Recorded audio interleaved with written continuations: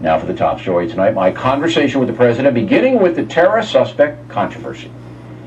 Today you're signing the bill that overwhelmingly passed in the House and Senate that gives the Bush administration and subsequent administrations the military tribunal option in bringing suspected terrorists to justice.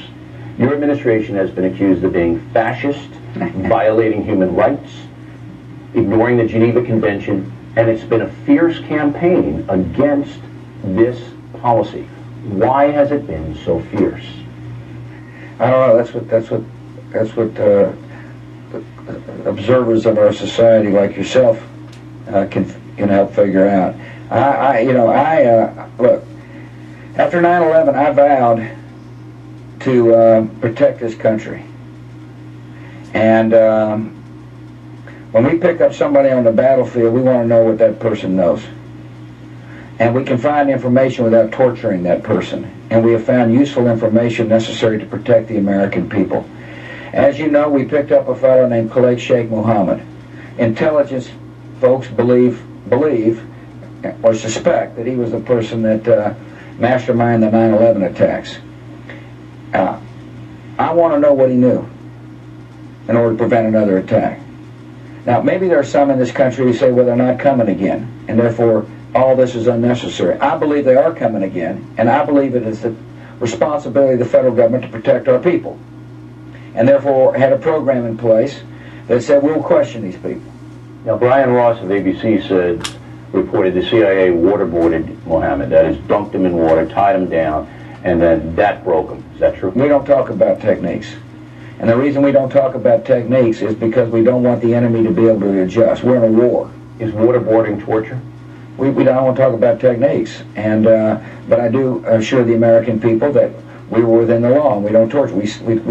I've said all along to the American people we won't torture, but we need to be in a position where we can interrogate these people. But if the public doesn't know what torture is or is not as defined by the Bush administration, how can the public make a decision on whether your policy is right or wrong? Well, one thing is that you can rest assured we're not going to talk about the techniques we use in a public forum, no matter how hard you try, because I don't want the enemy to be able to adjust their tactics if we capture them on the battlefield. But what the American people need to know is we've got a program in place that is able to get intelligence from these people, and we've used it to stop attacks. The intelligence community believes strongly that the information we got from the detainee questioning program yielded information that made America safer, that we stopped attacks. Secondly, the courts.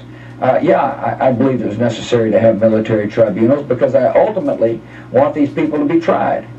And it took a while to get these tribunals in place. The Supreme Court ruled that the president didn't have the authority to set up these courts on his own, that he needed to work with Congress to do so, and we did. What's interesting about these votes that took place in the Congress is the number of Democrats that opposed questioning people we picked up on the battlefield.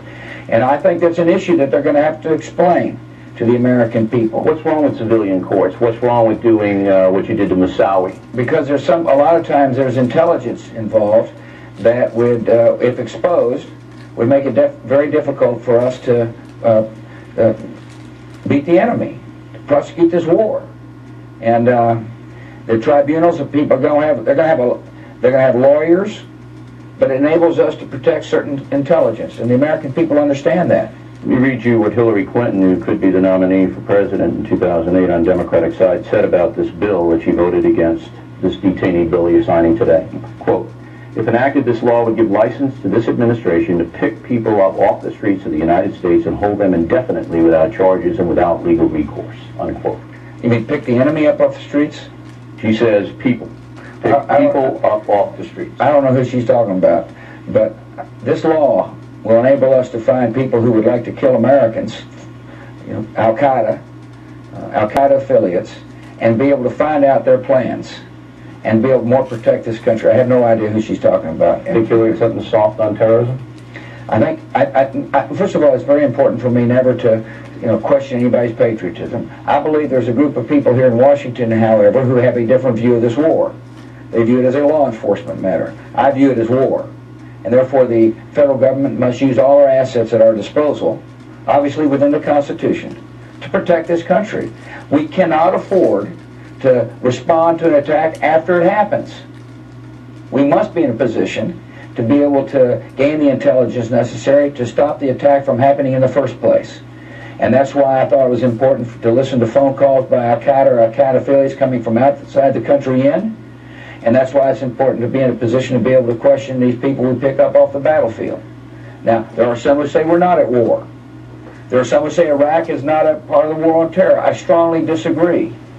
And so does Osama bin Laden and Mr. Zawahiri, sworn enemies of the United States who would like to attack us again.